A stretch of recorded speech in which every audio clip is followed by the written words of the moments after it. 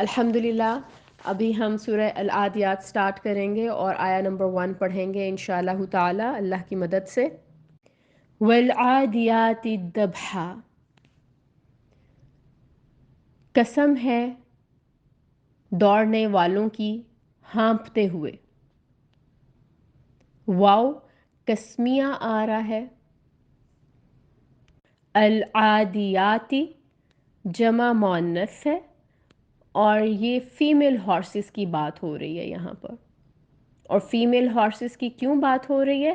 کیونکہ they are fast in battlefield, جنگی میدان میں وہ زیادہ تیز دوڑ سکتی تھی، یعنی جو فیمیل ہارسز تھی۔ اور جو عرب کے لوگ تھے وہ جنگوں میں فیمیل ہارسز کو لڑنے کے لیے لے کے جانا زیادہ پسند کرتے تھے۔ عادیات، عادیاتن کی جمع ہے اور عادیاتن کا روٹ ورڈ جو ہے وہ عین دال واو ہے۔ عدون کہتے ہیں تیزی سے دوڑنے کو، اور عدن کہتے ہیں تیز دوڑنے والا، اور عادیہ تیز دوڑنے والی۔ تو یہاں پر کیا آ رہا ہے؟ والعادیاتی، ٹھیک ہے۔ تو کیا چیز ہے تیز دوڑنے والی؟ اب ہم سمجھ گئے کہ یہاں پر فیمیل ہارسز کی بات ہو رہی ہے کیونکہ وہ زیادہ تیز دوڑ سکتی تھیں۔ کچھ اسکالرز نے یہاں پر قربانی کے اونٹ بھی مراد لیا ہے، لیکن زیادہ تر اسکالرز کی رائے میں یہاں پر والعادیاتی سے مراد گھوڑے ہی ہیں۔ دبحہ کو ایکسپلین کرنے سے پہلے ہم دیکھتے ہیں کہ یہاں پر جو گھوڑوں کی قسم کھائی گئی پہلی آیت میں بھی ہے اور پھر آگے 4 مزید آیات، یعنی کہ پہلی 5 آیات میں اللہ تعالیٰ نے اوتھ لیا ہے اور قسم کھائی ہے گھوڑوں کی مختلف حالتوں کی۔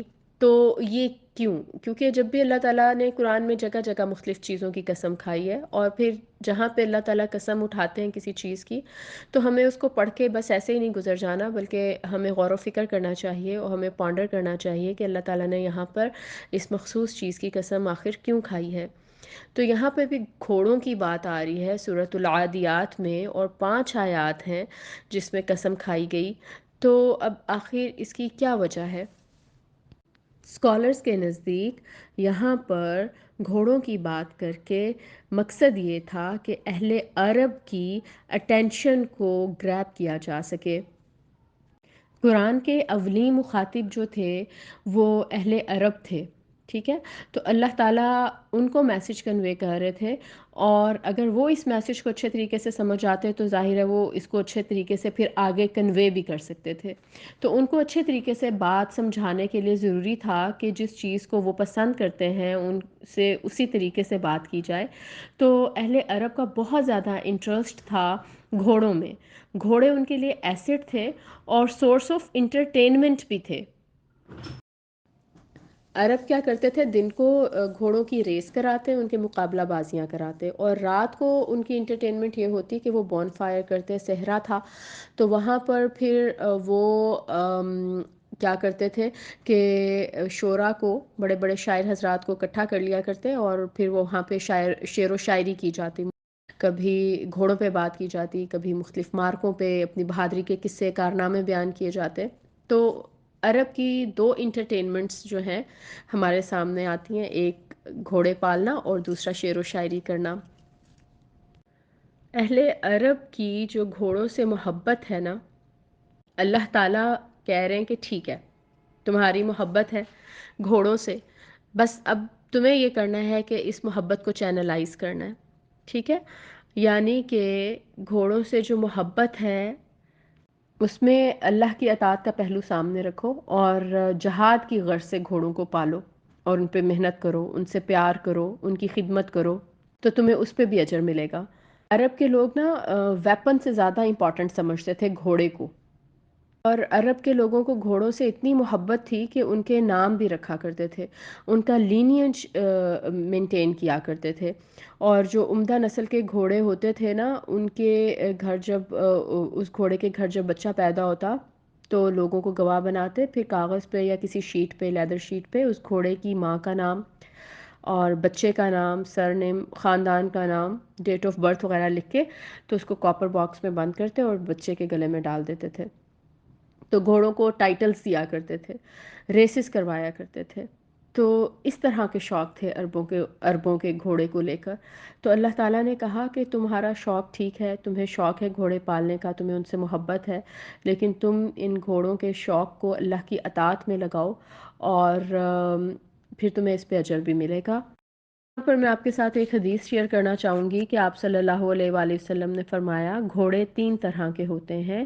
نمبر 1 وہ جو انسان کے لیے اجر لے کر آتے ہیں. نمبر 2 وہ جو انسان کی حفاظت کے لیے آتے ہیں، یعنی انسان کی کمزوری کو چھپا لیتے ہیں. اور پھر نمبر 3 وہ جو انسان پر بوجھ ہوتے ہیں. اجر والے گھوڑے کون سے؟ جو اللہ کے راستے پر استعمال کیے گئے. تو یہاں سے ہمیں ایک یہ لیسن ملتا ہے نا کہ ہر نعمت جو اللہ تعالیٰ نے ہمیں عطا کی ہے، اگر ہم اس کو اللہ تعالیٰ کے راستے پر استعمال کر رہے ہیں تو پھر وہ مبارک ہے، باعث اجر ہے. اور اگر ہم اس نعمت کو مس یوز کر رہے ہیں، اللہ کے راستے کے علاوہ استعمال کر رہے ہیں، تو پھر وہی زحمت بن جائے گی. جو اجر والے گھوڑے ہیں ان کے اوپر جو خرچہ بھی کرتا ہے اس کا مالک، جو کھاتا ہے، جو پیتا ہے، وہ مالک کے اجر کو بڑھانے کا ذریعہ بنتا ہے. تو اب یہ کہ آپ نے گھوڑا لیا، آپ نے اس ارادے نیت سے لیا کہ آپ نے اللہ تعالیٰ کے راستے میں اس کو لگانا ہے، تو آپ کو اس پر اجر ملے گا. پھر اگر کوئی اس طرح کی نوبت آتی ہے، یعنی اس کو جہاد میں استعمال کیا جاتا، تو وہ پھر انسانوں کی ظاہرہ حفاظت کے کام بھی آتے تھے. اور پھر یہ کہ اگر وہ گھوڑے اسی مقصد سے نہیں لیے گئے، شوق کے لیے لیے گئے ہیں اپنے، یا فخر کے لیے لیے گئے ہیں، تو پھر وہ انسان کے اوپر بوجھ ہے. اسی طریقے سے ہر نعمت کا حال ہے. یعنی آپ کے پاس اللہ تعالیٰ کی جو نعمتیں بھی ہیں، اگر آپ نے ان کو اللہ تعالیٰ کی اطاعت میں لگا دیا تو پھر آپ کو نعمت تو آپ انجوائے کر رہے ہیں، اس نعمت کے اوپر آپ کو اجر بھی ملے گا. اور اگر اللہ تعالیٰ کی نعمت آپ کے پاس ہے اور آپ نے اس کو اللہ تعالیٰ کی اطاعت میں نہیں لگایا، تو پھر آپ ناشکری کر رہے ہیں اور پھر آپ کے لیے وہ نعمت زحمت بن جائے گی.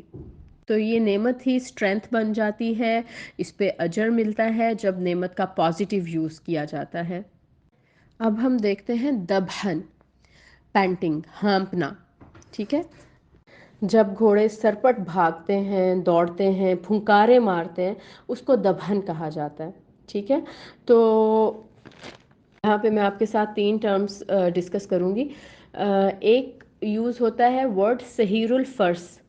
یہ سانس کی وہ حالت ہے جب وہ بالکل نارمل طریقے سے کھڑا ہے اور سانس لے رہا ہے. کھڑا ہونے کی حالت میں سانس لینے کی جو کیفیت ہے اس کو کہتے ہیں صحیح الفرس. پھر جب گھوڑا چلنا شروع کر دیتا ہے تو پھر جیسا وہ سانس لے رہا ہوتا ہے اس کے لیے ٹرم یوز ہوتی ہے ہم ہمات الفرس.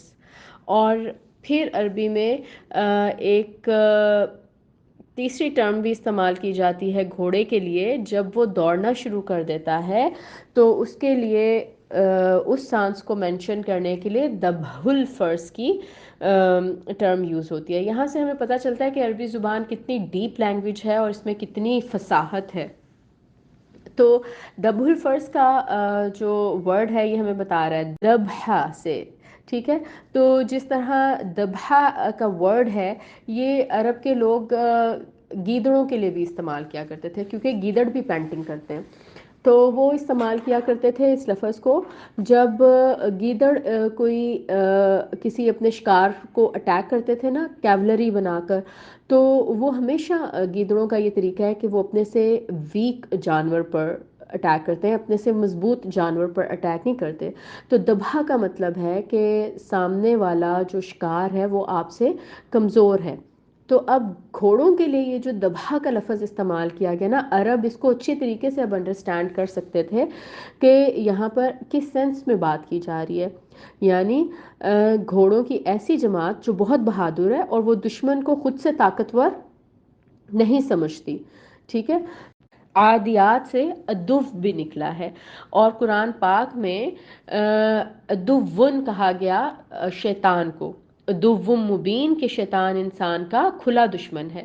تو اب یہ جو کھلا دشمن ہے نا، ہم بینگ ہیومن ہمیں اس چیز کو سمجھنے کی ضرورت ہے کہ یہ جو ہمارا کھلا دشمن ہے نا، اس کو ہم نے اپنے سے زیادہ طاقتور نہیں سمجھنا. ٹھیک ہے، اگر ہم نے اس کو اپنے سے زیادہ طاقتور سمجھ لیا تو پھر ہم اس سے فائٹ نہیں کر سکتے. ہم نے اس سے فائٹ کرنا ہے تو ہم نے سمجھنا ہے کہ یہ ہمارا دشمن ہے اور یہ ہم سے ویک ہے، پھر ہی ہم اس کے اوپر غالب آ سکتے ہیں. اسی طرح سے ہم نے اپنے نفس کا مقابلہ کرنا ہے، ہم نے اس کو یہ نہیں سمجھنا کہ وہ ہم سے زیادہ اسٹرانگ ہے. اور اسی طرح سے دشمن حق جو اسلام دشمنی نبھا رہے ہیں، ہم نے ان کو بھی خود سے زیادہ اسٹرانگ نہیں سمجھنا. تبھی ہم پازیٹیو وے میں چیزوں کو بہتر کر سکتے ہیں، بہتر فائٹ کر سکتے ہیں، اور بینگ اے مسلم ہم ایک اچھی اسٹرانگ نیشن بن سکتے ہیں. اللہ تعالیٰ سے دعا ہے کہ اللہ تعالیٰ ہمیں اسٹرانگ ایمان کے ساتھ اپنی بہترین اطاعت کرنے والا بنائے اور اپنی نعمتوں کا بہترین طور پر شکر ادا کرنے والا بنائے. آمین. سبحانک اللہم و بحمدک اشہد ان لا الہ الا انت استغفرک و اتوب الیک. السلام علیکم ورحمۃ اللہ وبرکاتہ.